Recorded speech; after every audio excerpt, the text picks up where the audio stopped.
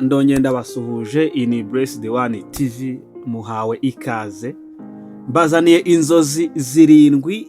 Iyo urose imwe muri izi nzozi ukwiye guhita ufata ibihe, kuko mu isi y'umwuka ntabwo urugamba umuntu arurwana mu bundi buryo ubwo ari bwo bwose umuntu yatekereza, usibye gusenga no kwiyiriza ubusa. Amasengesho niyo akuraho ibitero by'imbaraga z'umwijima.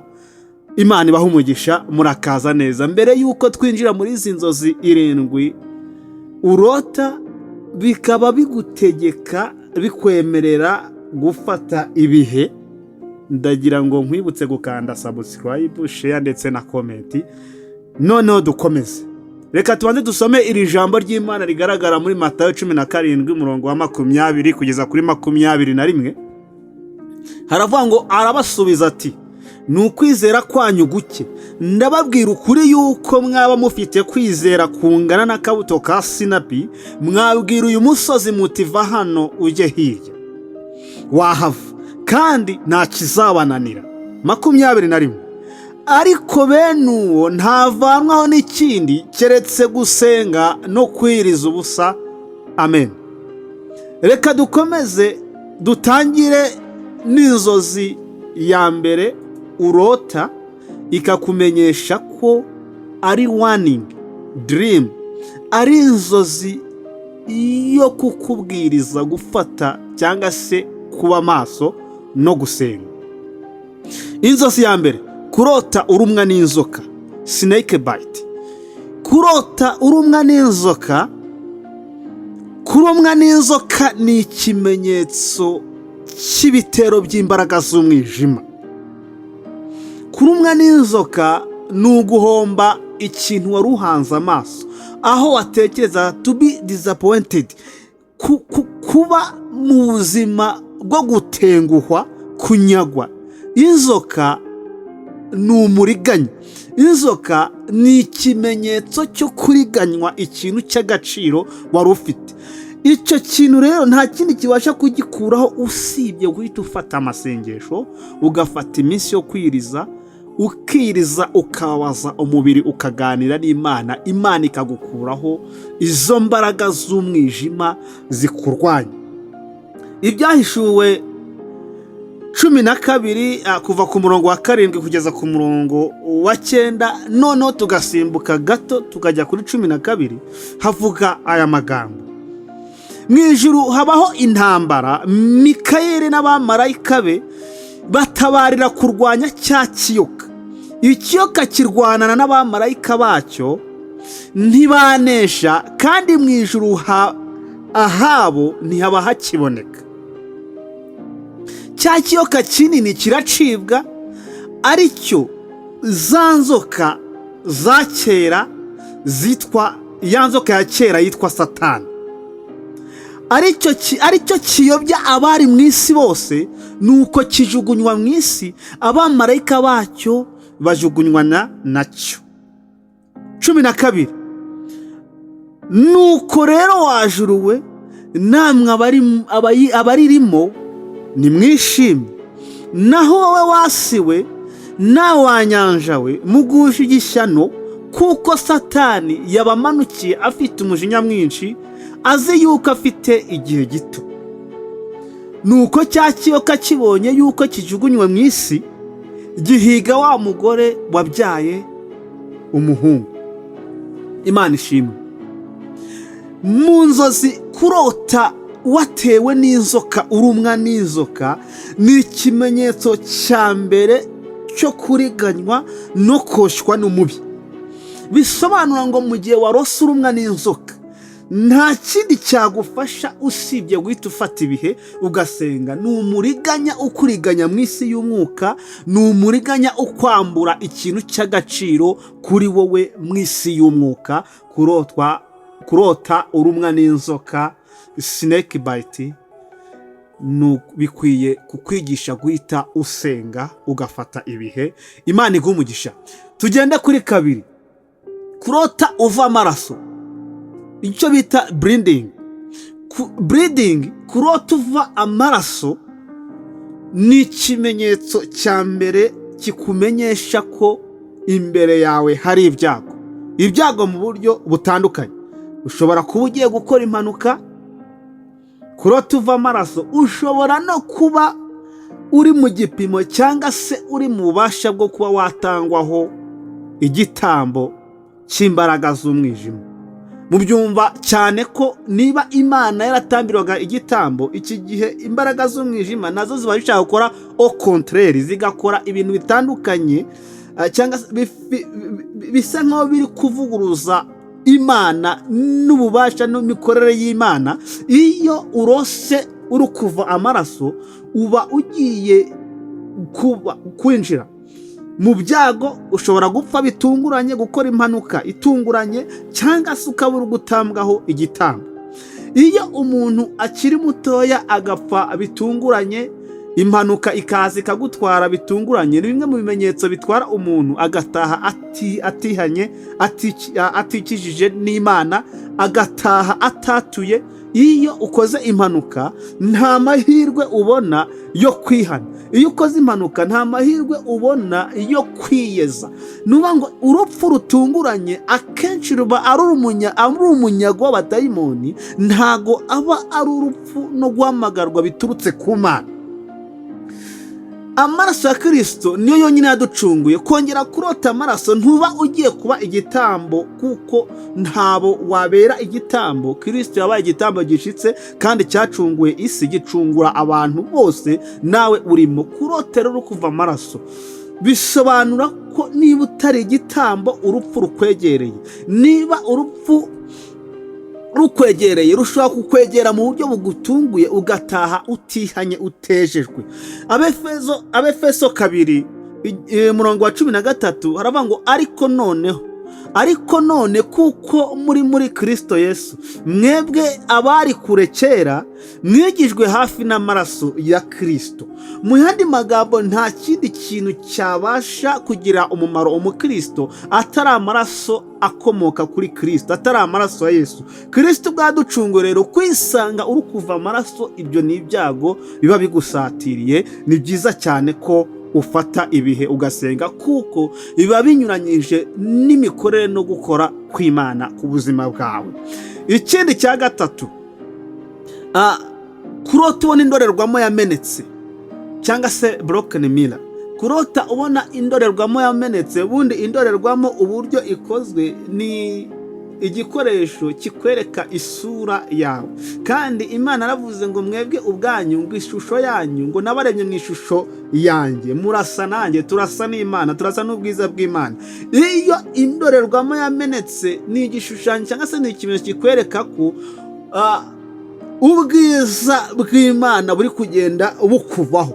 Ni ikimenyetso kikwereka ko agaciro kawe kagiye kwangirika, ubudahangarwa bwawe gusa n'Imana birimo kugenda bikuvaho. Bisaba gusenga no kwiyiriza ubusa kugira wongere ugaruke mu rukundo, wongere ugaruke mu isura nziza, wongere ugarure ya sano yawe iri hagati yawe n'Imana. Kurota ubona indorerwamo yamenetse bisobanura ngo isura yawe nawe ubwawe, agaciro kawe karimo karaburizwamo. Dayimoni, imbaraga z'umwijima zirimo zirangiza ikikurimo, zirimo ziragushobora, zirimo zirakurwanya, zikakunesha ikikurimo kugira ngo cyangirike. Bisaba guhita usenga, ukongera ukavoma imbaraga z'Imana, ugakomeza urugendo. Kane, kurota ubura amahirwe. Kurota ubura amahirwe, missing opportunities. Kurota ubura amahirwe, missing opportunities. Kubura amahirwe, asanga wari uri gukora interview wamara kuyikora, ukabona bahise bahamagara abandi, wowe urasigaye. Ugasanga wari ugeze mu gihe wari ugiye gukora ikizamini wajya gukora, ukabona impapuro ziragurutse. Mbese ukabona ibintu byari byo kukugira akamaro birimo biragenda bigucika. Ibi bisobanura ikintu gikomeye mu mwuka, ni uguhomba ikintu gikomeye cy'agaciro wari ugiye kwakira. Ni uko wari ugiye kwakira umugisha, wari ugiye kwakira igitangaza, wari ugiye gusingira ikintu cy'agaciro, cyangwa se ikintu kikuvana mu rwego rumwe kigushyira mu rundi, noneho ukagihomba, ukabura amahirwe. Iyo urose ubura amahirwe ukarota, wenda ni urugero, wari ugeze ahantu, urugero bajya nko kujya ku meza bakaguheza ukarota, wari ugiye kubona akazi, wajya kugira ngo winjire mu kazi ukabona ahubwo bari kuguha urwandiko rugusezera, mbese ukarota ibintu byinshi bigenda biba umwaka kuri wowe. Icyo gihe urasabwa guhita ufata ibihe ugasenga. Niyo bita spirit of delay, umwuka w'ubukererwe uba uguhiga. Aho ngaho bita bigusobanurira ko ni warning dream ikubwira ko ukwiye gusenga, Imana igakura iyo mikoshi, igakura izo mbaraga z'umwijima, igakuraho n'ibyo byose bikubangamira. Mu Migani 16:3, imirimo yawe yose uyiharire Uwiteka, niho imigambi yawe izakomezwa. Mu yandi magambo, iyo urose urukura amahirwe, iyo urose ibyiza by'agaciro bigucika, ni byiza ko usenga kugira Imana yongere ihire imirimo y'amaboko yawe, kugira icyo winjiyemo cyose Imana ijye ijyana nawe, ijye iba kugabiza. Niba ugiye kuvugana n'abantu bari baraguha akazi, ugasenga, ugomba kubasengera, Imana ikabakugabiza, icyo babwiye bakacyumva cyane kurushaho. Ibyo Imana irabikora, twese turabizi. 5, kurota ubona usutamye mu mazirantoki, mu mwanda, cyangwa se mu kinyarwanda nyacyo mu mabyi, ukabona umwanda uragukikije, ukabona ahantu uri ntabwo hameze neza habe namba. Iki ni ikimenyetso cya mbere simusiga ko urimo uragenda wangirika mu isi y'umwuka. Ibyaha birimo biraguhindanya, cyangwa wamaze gukamuka, icyaha kiri imbere kurusha ubwiza bw'Imana kuri wowe. Iyo ukikijwe n'umwanda, bisobanura ngo isura yawe, wowe ubwawe, agaciro kawe umaze guhindana. Birasaba kugira ngo wongere ufate ibihe usenge, noneho muri uko gusenga wezwe uwo mwanda ugukurweho.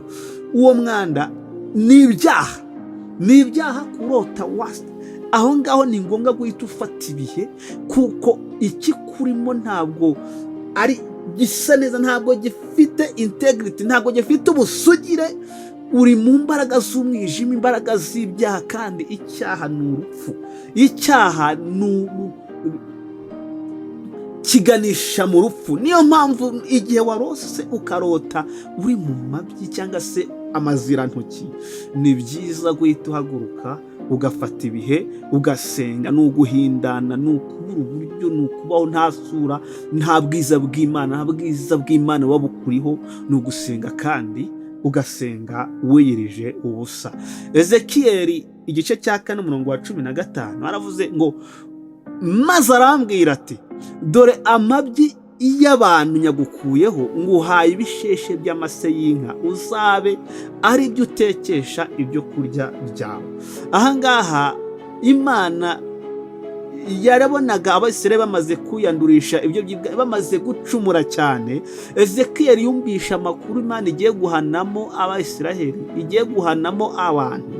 Arangije aganya mu mutima, abwira Imana ngo, ko ntakugomeye umutima wanjye, ko ntigeze ngerageza kukugomera. Imana iramubwira ngo, humura, ngo amabyi y'abana b'abantu yagukuyemo umugayo, igiteye ubwoba, ikimwaro cy'abana b'abantu nkigukuyeho, nguhaye amase y'inka, azaba ari byo utekesha ibyo kurya byawe. Dukomeze kuri 6, kurota utsindwa ikizamini, failing a test. kurota utsindwa ikizamini, kuko ikizamini mu isi y'umwuka, iyo urose ukora ikizamini mu isi y'umwuka, ni ikimenyetso simusiga ko Imana igiye kukuzamura mu ntera, igiye kuguteza intambwe, igiye kukugeza kure, igiye no kuguha imbaraga, igiye kukugira umukonkara, umuneshi kandi n'umutsinzi.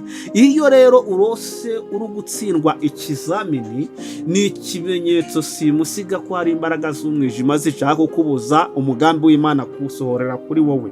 Niyo mpamvu ukwiye gusenga ukiyiriza ubusa kugira ngo Imana iguhe imbaraga utibashishije ikamubashisha. Ngo ni Imana muri Yesaya 40:29 kugeza kuri 31 havuga aya magambo, niyo iha intege abarambiwe kandi utibashishije imwongeramo imbaraga.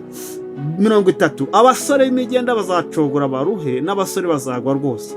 31, ariko abategereza Uwiteka bazasubizwamo intege nshya, bazatumbagira mu kirere, bagurukisha amababa nk'ibisiga, baziruka be kunanirwa, bazagenda be gucogora, baziruka be kunanirwa, bazagenda be gucogora. Iyo urose ukarota utsindwa ikizamini, bisaba gusaba imbaraga, Imana ikaguha imbaraga, ikakubashisha, ukabasha gutambuka izo mbaraga z'umwijima zose zikurwanya. 7, kurota urohama mu mazi. Kurota urohama mu mazi ni ikimenyetso nacyo simusiga cyo kuburizwamo wowe ubwawe. Kurota urohama mu mazi ni ibintu biba bishaka kugutwara bunyago, bigutwara mu buryo butunguranye. Iyo urohama mu mazi ni ibyago bishobora no kukuza ubuzima, ibyago bidasanzwe, guca mu bihe by'umubabaro, guca mu ntambara zikomeye. Satani aba ashaka kukubuza amahoro, ubuzima bwawe bwose, za depresiyo, kuba uri hopeless, ukabaho nta cyizere mu buzima bwawe ugira, mbese ugahura n'ibigeragezo mu rugendo rwawe bikubangamiye. Murakoze cyane gukurikira izi nzozi 7. Reka dusome iri jambo rigaragara muri Matayo nk'uko twatangiye.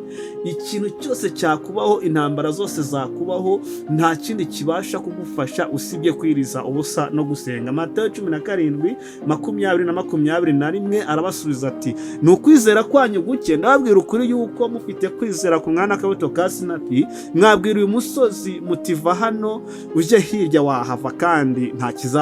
21, ariko bene uwo ntavanwa n'ikindi keretse kwiriza ubusa no gusenga.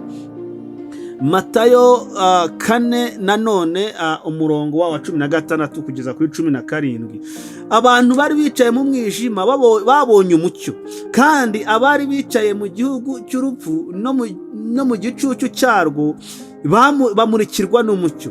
Yesu ahera ubwo atangira kwigisha avuga ati, mwihane kuko ubwami bwo mu ijuru buri hafi. Ikindi, kwihana, gusenga no kwiriza ubusa ni ukwegera Imana. Muri izi nzozi twabonye ko harimo inzozi zikuburira igihe imbaraga z'umwijima z'icyaha zikurwanya, ugomba gufata ibihe ugasenga. Kandi iyo umuntu afata ibihe agasenga, aba ari kwikiranwa n'Imana, ababana n'Imana kugira ahabwe imbaraga nshya.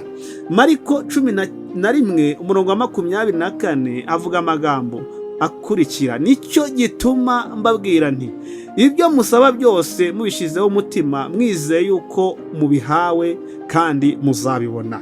Ibyo musaba byose mubishyizeho umutima, mwizeye ko mubihawe muzabibona. Bisobanura ngo gusenga no kwiriza ubusa, iyo umuntu asenga akiriza ubusa, icyo asaba Data wo mu ijuru aramusubiza. Reka dusenge.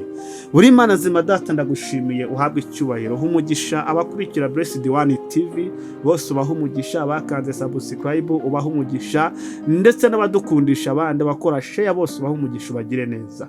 Komeza udushigikire no mu biganiro byacu bitaha, ni mu izina rya Yesu bisabye nizeye, urakoze wa Mana we. Amen. Imana ibahe umugisha, murakoze cyane. Asante sana, God bless you.